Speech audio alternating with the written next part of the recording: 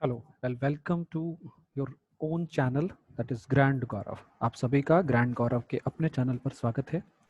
आज हम लोग बात करने वाले हैं council of ministers and administration in ancient period.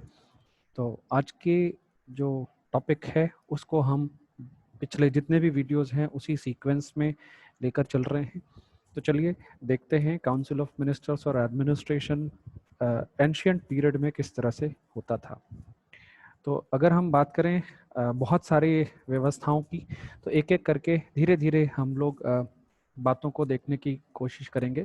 तो एंशंट पीरियड में अगर हम बात करें, जितने भी बड़े एम्पायर्स थे, जितने भी बड़े साम्राज्य थे, अगर उनको हम देखेंगे तो वो साम्राज्य बहुत छोटे छोटे प्रोविंस यानी बहुत छोटे छोटे क्षेत्रों में, बहुत छोटे छोटे डिस्ट्रिक्ट्स में डिवाइड किए गए थे, just for the sake of administration convenience.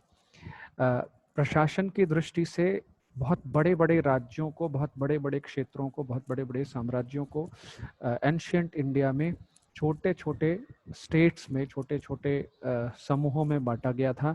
जैसा कि आप भी जानते हैं, एंशिएंट इंडिया में 16 महाजनपदों की बात होती है। असल में ये 16 महाजनपद ऐसे जनपद माने गए, ऐसे डिस्ट्रिक्ट बनाए गए जिनको एडमिनिस्ट्रेशन के लेवल पे ठीक तरीके से मैनेज किया जा सके, प्रशासन ठीक तरीके से किया जा सके। और अगर प्रोविंशियल एडमिनिस्ट्रेशन की बात करें तो मौर्यन एम्पायर या गुप्त पीरियड जो है, इसका सबसे अच्छा एग्जाम्पल है जहाँ पर सेंट्रलाइज्ड गवर्नमेंट सिस्टम हमें देखने को मिलता है। अगर वन बाय वन देखें तो कैसे एक राज्य का प्रशासन या कैसे एक राज्य में व्यवस्था बनती थी और कैसे चलती थी, तो आज का जो मॉडर्न टाइम है, आज के मॉडर्न टाइम में हम प्रशासन के स्तर पर अगर देखें तो क्षेत्रीय प्रशासन होता है, जिला स्तर पर प्रशासन होता है, राज्य स्तर पर प्रशासन होता है, और साथ ही साथ देश स्तर पर भी प्रशासन होता है। ठीक इसी तरह से एंशियंट इंडिया में, एंशियंट पीरियड में, यानी वैदिक पीरियड के बाद हम जब राज्य की का अस्तित्व देखते हैं, हम जब बड़े बड़े मगध साम्राज्य और बड़े बड़े जनपदों की बात करते हैं, मगध, कोसल, काशी, इस तरह के जनपदों की बात करते हैं, तो वहाँ पर भी जो एडमिनिस्ट्रेशन और प्रशासन का कार्य है वो भी आज की तरह ही होता था। तो अगर हम बात करें गवर्नर्स, जो राज्यों की देखभाल करने के लिए गवर्नर्स होते थे, उनका काम ये होता था कि वो उन क्षेत्रों या उन राज्यों की समस्त सूचनाओं को एकत्रित करें और उन सूचनाओं को एडमिनिस्ट्रेशन की दृष्टि से अगली इकाइयों तक पहुंचाने का काम करें। ये सभी गवर्नर्स डायरेक्टली अपॉइंट किए जाते थे राजा के द्वारा, और मोस्टली ये जितने भी लोग प्रशासन में रखे जाते थे या प्रशासनिक कार्य जिन्हें दिया जाता था, जिन्हें जिम्मेदारी दी जाती थी, ज़्यादातर ये रॉयल फैमिली के मेंबर्स ही हुआ करते थे। डिस्ट्रिक्ट वाइज अगर देखें तो डिस्ट्रिक्ट के हिसाब से हम बहुत एडमिनिस्ट्रेशन में अलग अलग इकाइयों को देखते हैं। तो बहुत सारे डिस्ट्रिक्ट ऑफिसर्स हुआ करते थे जिनको स्टेट के डिफरेंट डिफरेंट इश्यूज को हैंडल करने के लिए, राज्य के अलग अलग मुद्दों या मसलों को देखने के लिए अपॉइंट किया जाता था। बहुत सारे पोस्ट के नामकरण भी किए जाते थे। जैसे अगर हम बात करें मौर्यन एडमिनिस्ट्रेशन पीरियड में, तो मौर्यन एडमिनिस्ट्रेशन में हम बहुत सारे लोगों को अलग अलग पोस्ट या नाम के हिसाब से देखते हैं। जैसे विषयपति, यानी विषयपति कौन होता है, वो किसी एक विषय से संबंधित हो सकता है। विषय का मतलब यहाँ क्या है, सब्जेक्ट नहीं है। विषय का अर्थ है कोई भी मामला, जैसे वित्त से संबंधित हो सकता है, व्यापार से संबंधित हो सकता है। तो ये कुछ विषय हैं, तो विषयों को देखने वाला जो मिनिस्टर होगा एडमिनिस्ट्रेशन में, उसे विषयपति कहा। फिर सहस्त्राधिपा, सहस्त्राधिपा जो है ये स्मृतियों में बात आती है। इसी तरह से पुलिस एडमिनिस्ट्रेशन, सेना के जो लोग हैं, जो राज्य की सुरक्षा में लगे लोग हैं, उनको हम दंड पाशिकास कहते हैं, या दंड पाणी या दंड पाशिकास कहते हैं। ये डिस्ट्रिक्ट स्तर पर काम करते थे, डिस्ट्रिक्ट ऑफिसर्स के अंडर में काम करते थे। इसी तरह से एक राज्य के संचालन के लिए एक समिति होती थी। अच्छा, ये बात आप लोगों को महत्वपूर्ण रूप से समझनी है कि जब भी हम एक राज्य की बात करते हैं, राज्य के शुरुआती हिस्से को अगर हम देखें, राज्य में प्रशासन कैसे होता है, तो राज्य में शुरुआती दौर में प्रशासन सभा और समिति के स्वरूप में हमें देखने को मिलता है। यानी जितने भी राज्य के विषय होंगे, उन विषयों पर चर्चा सभा में होगी। उन विषयों पर चर्चा करने के बाद उन विषयों पर कार्य करने का कार्य किसे दिया जाएगा? समिति के लोगों को दिया जाएगा। तो जिस तरह से हम ये देखते हैं कि आज के समय में मीटिंग होती है, आज के समय में पार्लियामेंट्री बैठक होती है, आज के समय में देश के विभिन्न मसलों पर, राज्य के विषयों पर, क्षेत्रीय विषयों पर चर्चा होती है और उस पर निर्णय लेकर के जो मंत्री होते हैं या जो अधिकारी होते हैं वो कार्य करने का काम करते हैं। ठीक यही प्रक्रिया प्राचीन समय में भी देखने को मिलती थी। बहुत सारी काउंसिल्स होती थी, जिन काउंसिल्स में अलग अलग क्षेत्रों के एक्सपर्ट होते थे, जैसे चीफ बैंकर्स हो गए, चीफ मर्चेंट हो गए, चीफ आर्टिसंस, यानी जो कला के क्षेत्र के लोग, जो प्रमुख लोग होते थे वो भी शामिल किए जाते थे। कायस्थ, जिन्हें राइटिंग का काम दिया जाता था, वो शामिल होते थे। ब्राह्मण, ब्राह्मण जो है वो राज्य में राजा को सलाह देने के लिए, मंत्री परिषद को सलाह देने के लिए रखे जाते थे। तो इस तरह से अलग अलग क्षेत्रों के अलग अलग एक्सपर्ट लोगों को, चीफ लोगों को काउंसिल में रखा जाता था ताकि जो गवर्नमेंट है उसको वो असिस्ट कर सकें, उसको वो हेल्प कर सकें। साथ ही साथ अगर हम देखें मेंबर ऑफ काउंसिल्स अगर होते थे, तो उसमें मेंबर ऑफ काउंसिल्स में कोई भी पर्सन ऐसा नहीं था जिसे एक प्रमुख के तौर पर नियुक्त किया जाए। हाँ, जितने भी काउंसिल में मेंबर होते थे वे सभी मेंबर किसी न किसी गिल्ड को, किसी न किसी कास्ट को, किसी न किसी समूह या वर्ग को जो कि समाज से जुड़े हुए हैं, उनको वो उनका वो प्रतिनिधित्व करते थे। अगर हम अगली इकाई के रूप में, अगली एडमिनिस्ट्रेशन की इकाई के रूप में देखें, तो गांव से लेकर के डिस्ट्रिक्ट लेवल तक अलग अलग चीज़ें हमें देखने को मिलती हैं, अलग अलग नाम हमें मिलती हैं, जैसे पताका, पेटा, स्थली या भुक्ति। इस प्रकार के जो नाम हैं ये क्षेत्रों को दिए गए थे और उन क्षेत्रों का प्रॉपर एडमिनिस्ट्रेशन होता था।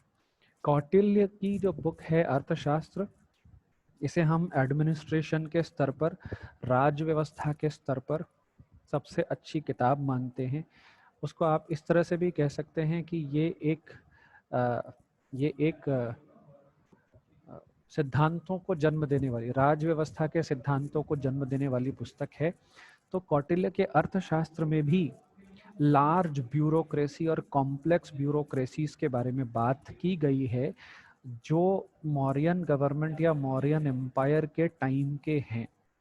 तो कौटिल्य ने अपनी अर्थशास्त्र नामक पुस्तक में राज्य के अंदर कैसे प्रशासन चलेगा, कौन व्यक्ति क्या चीज देखेगा, पुलिस से लेकर के, सुरक्षा से लेकर के, कृषि से लेकर के,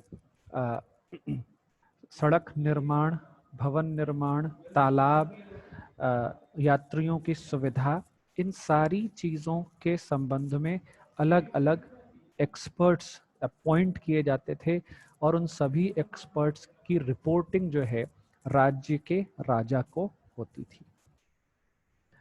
तो अर्थशास्त्र में हम लोग, कौटिल्य ने जो अर्थशास्त्र लिखी है उसमें हम 18 तीर्थों के बारे में भी बात करते हैं। तो आप मेरे जो क्वेश्चन सीरीज है, आपको ITCS के ऑब्जेक्टिव क्वेश्चन की सीरीज भी हमारे YouTube चैनल पर अवेलेबल है, आप वहां से देख सकते हैं। मैंने क्वेश्चन सीरीज में एक दो क्वेश्चन इससे भी रखे हैं, जिसमें ये बताया है कि कौटिल्य के अर्थशास्त्र में कौटिल्य ने प्रशासन करने वाले व्यक्ति या मंत्री या उच्च श्रेणी के जो प्रशासक हैं उनको क्या कहा। तो कौटिल्य ने उच्च श्रेणी के प्रशासकों को, उच्च श्रेणी के मंत्रियों को, उच्च श्रेणी के कार्यकर्ताओं को तीर्थ शब्द से परिभाषित किया। यानी कुल मिलाकर के ये कौटिल्य ने ये कहा कि एक राज्य के संचालन के लिए सर्वोच्च रूप से 18 अलग अलग क्षेत्र, अलग अलग विद्वानों द्वारा या अलग अलग हाई फंक्शनरीज द्वारा हैंडल किए जाने चाहिए। तो वो जो 18 लोग होंगे जो राज्य के अलग अलग विषयों को देखेंगे और अलग अलग विषयों को हैंडल करेंगे, उन्हें हम तीर्थ नाम से जानते हैं। अच्छा, उन्हीं तीर्थों को महामात्र या उन्हीं तीर्थों को हाई फंक्शनरी या सर्वोच्च कार्यकारी अधिकारी के रूप में हम जानते हैं। इसके अतिरिक्त कौटिल्य ने 18 तीर्थों की बात तो की, 18 हाई फंक्शनरीज की तो बात की, 18 उच्च कार्यकारी व्यक्तियों की बात तो की। उसके साथ साथ उन्होंने बहुत सारे क्षेत्रों में काम करने के लिए कुछ सुप्रिटेंडेंट्स को नियुक्त करने की बात करी। तो उन्होंने कहा कि 18 तीर्थों के अतिरिक्त 27 प्रकार के सुप्रिटेंडेंट्स नियुक्त किए जा सकते हैं राज्य के संचालन के लिए। ये सुप्रिटेंडेंट अध्यक्ष होते थे। तो अध्यक्षों का जो रिपोर्टिंग होती थी, जितने भी अध्यक्ष होते थे, इन अध्यक्षों की जो रिपोर्टिंग होती थी वो तीर्थों को, यानी हाई फंक्शनरीज, जो हाई लेवल के फंक्शनरीज, हाई लेवल के कार्यकारी अधिकारी होते थे, उनको होती थी।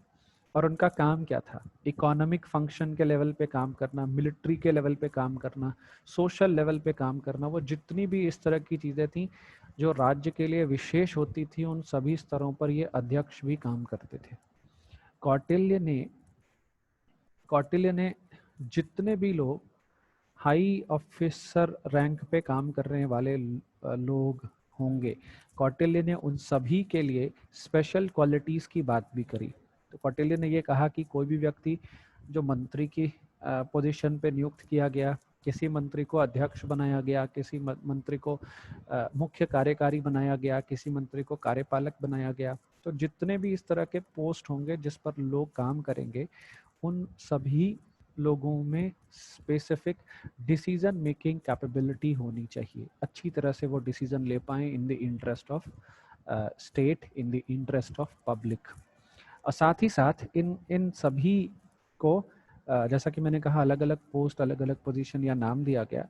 तो प्राचीन समय में मंत्री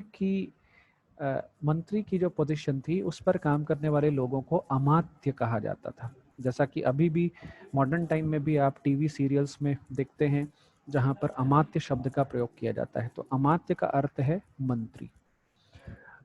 next question is the size of मंत्री परिषद और काउंसिल ऑफ मिनिस्टर्स वेराइड। अच्छा देखिए, ये बात कह रहा है कि मंत्री परिषद जो बनती थी, ठीक, मंत्रियों का जो समूह बनता था, या जो काउंसिल ऑफ मिनिस्टर्स होते थे, ये अलग अलग राज्यों में अलग अलग प्रकार के होते थे। ये डिपेंड करता था कि राज्य कैसा है, राज्य की भौगोलिक स्थिति कैसी है, राज्य की राजनीतिक व्यवस्था कैसी है, राज्य में किस प्रकार से लोगों का चयन किया जाता है मंत्री बनने के लिए। तो उन आधारों पर जो योग्य व्यक्ति होते थे, जो नोबल मेन होते थे, उन योग्य व्यक्तियों और उन नोबल व्यक्तियों को अलग अलग पोजीशन पे बिठाया जाता था। तो सिंपली आप ये समझें कि मिनिस्टर्स जो होते थे वो अलग अलग पोजीशन पे बैठे थे। तो किसी राज्य में मंत्रियों की संख्या ज़्यादा हो सकती थी, किसी राज्य में कम हो सकती थी। तो ऐसा कहते हैं कि चाणक्य ने अपनी पुस्तक में ये मेंशन करा कि एक राज्य के संचालन की सुचारू व्यवस्था को बनाए रखने के लिए कम से कम 7 मंत्री और अधिक से अधिक 37 मंत्रियों की आवश्यकता होती है। जैसा आज के टाइम में हम देखते हैं मंत्रिमंडल। तो मंत्रिमंडल क्या करता है? मंत्रिमंडल मुख्यमंत्री या प्रधानमंत्री की हेल्प करता है। तो उन्हें वो सलाह देता है और अपना जो मंत्रालय उन्हें मिला है उस मंत्रालय को वो हैंडल करते हैं। तो उसी तरह से पहले भी था। तो जितने भी अमात्य होते थे वो अमात्य मुख्य रूप से 7 हो सकते थे और उनकी अधिकतम संख्या 37 हो सकती थी।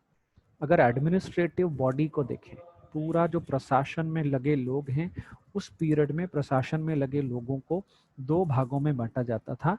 एक भाग जिसे मंत्रणा कहते थे और दूसरा भाग जिसे मंत्री परिषद कहा जाता था। अब ये मंत्रणा और मंत्री परिषद को समझ लें, बहुत आसान है ये टॉपिक, बहुत आसान है ये पॉइंट।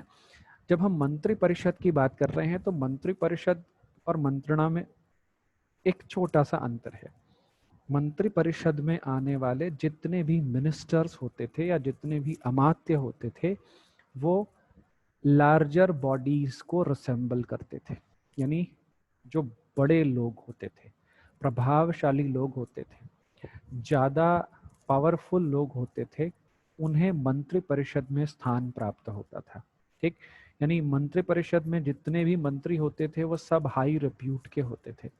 और मंत्रणा की जब हम बात करें तो मंत्रणा प्रशासन की दृष्टि से मंत्रियों के छोटे समूह को कहते हैं।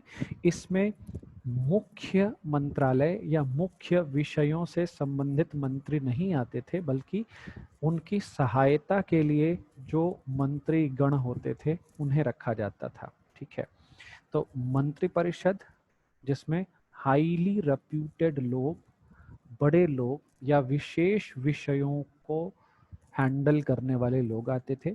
मंत्रणा में छोटे विषयों को हैंडल करने वाले या छोटी चीज़ों पर या कम रेप्यूटेशन वाले लोग रखे जाते थे मिनिस्टर्स के तौर पर। तो अगर यहाँ पर आप देखें मंत्री परिषद और मंत्रणा में कौन कौन शामिल होते थे, तो अगर मंत्री परिषद को ही देख लें तो कहते हैं मंत्री परिषद में कौन शामिल होता था। तो एक मंत्री परिषद का निर्माण किन लोगों से होता था, तो पहले तो पुरोहित। तो पुरोहित क्या करता था, पुरोहित या पुजारी, जिसे राजगुरु भी कह सकते हैं। तो राजगुरु जो है वो राज्य के राजनीतिक मामलों में, राज्य के सीमा से संबंध में, राज्य में अंदर व्यापार से के संबंध में, राज्य के दूसरे अन्य राज्यों से संबंध के विषय में क्या निर्णय लेने हैं, युद्ध के लिए क्या निर्णय लेने हैं, क्या राज्य के लिए उचित है, ये सारे जो विषय हैं ये पुरोहित देखा करते थे। एक तो जिन्हें राजगुरु या पुरोहित कह रहे हैं। तो मंत्री परिषद में एक तो व्यक्ति होता था मंत्री के तौर पर स्वयं पुरोहित, दूसरा सेनापति। अब ये सेनापति क्यों होता था, सेनापति इसलिए होता था क्योंकि सेनापति का की जो जिम्मेदारी होती थी वो राज्य की सुरक्षा, सेना जितनी है वो उसके अंडर में होती थी। तो राज्य की सुरक्षा कैसे करनी है, राजा की सुरक्षा कैसे करनी है, संपत्ति की सुरक्षा कैसे करनी है, लोगों की सुरक्षा कैसे करनी है, तो ये सारे जो विषय हैं ये सुप्रीम कमांडर ऑफ आर्मी यानी जो सेनापति होता था उसके हाथ में होते थे। इसके साथ साथ इस समूह में युवराज को भी शामिल किया जाता था। अभी युवराज को शामिल करने का रीज़न क्या है, क्राउन प्रिंस यानी युवराज भी शामिल होते थे। युवराजों को इसलिए इस ग्रुप में शामिल किया जाता था क्योंकि भविष्य में आगे आने वाले समय में वो भी राजा के पद पर बैठेंगे। तो शुरुआती समय से ही वो मंत्री परिषद के संचालन में भाग लेंगे। वो विभिन्न प्रकार की चीज़ों पर अपनी राय दे सकते थे, विभिन्न प्रकार के विषयों पर अपनी बात रख सकते थे, और जितने भी निर्णय हैं वो निर्णय क्यों लिए जा रहे हैं, उन निर्णयों को लिए जाने के पीछे क्या रीजंस हुआ करते थे, इन विषयों को वो स्वयं समझने का प्रयास करते थे। तो लर्निंग पर्पज से युवराजों को शामिल किया जाता था। महाभारत में अगर हम देखें तो महाभारत के अंदर राजा जो है वो पूरी तरह से मंत्रियों पर आश्रित हमें दिखता है। तो महाभारत का रेफरेंस हम इसलिए उठा रहे हैं क्योंकि महाभारत का रेफरेंस दे करके ये बात कही जाती है कि जिस प्रकार से ब्राह्मण वेदों पर निर्भर करता है, स्त्रियां अपने पति पर निर्भर करती हैं, जो जानवर हैं वो बादलों पर निर्भर करते हैं। बादलों पर निर्भर करने का मतलब हुआ कि अगर बारिश अच्छी हुई तो उनके भोजन की व्यवस्था अच्छी होगी। तो जिस प्रकार से ब्राह्मण वेदों पर, स्त्रियां अपने पतियों पर, जानवर बादलों के ऊपर निर्भर करते हैं, ठीक वैसे ही राजा अपने मंत्रियों पर निर्भर करते हैं। ऐसा महाभारत में साफ साफ बात को स्पष्ट किया गया है।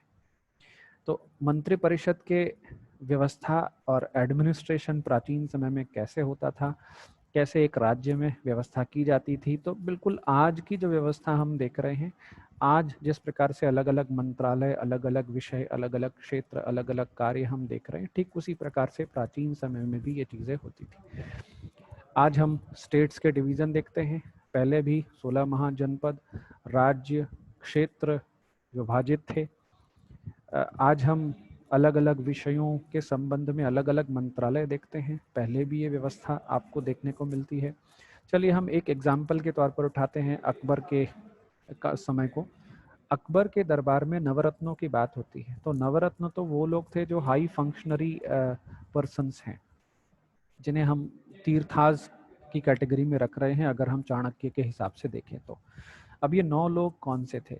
तो कहा गया ये 9 लोग अपने अपने फील्ड के बहुत बड़े जानकार, जैसे अब तानसेन म्यूजिक के मामले में बहुत बड़ा जानकार था, ठीक है। बीरबल बुद्धि के मामले में बहुत बड़ा जानकार था, जो तो राजा को कोई सलाह देनी होती थी, कोई एडवाइस देना होता था तो वो देते थे, ठीक।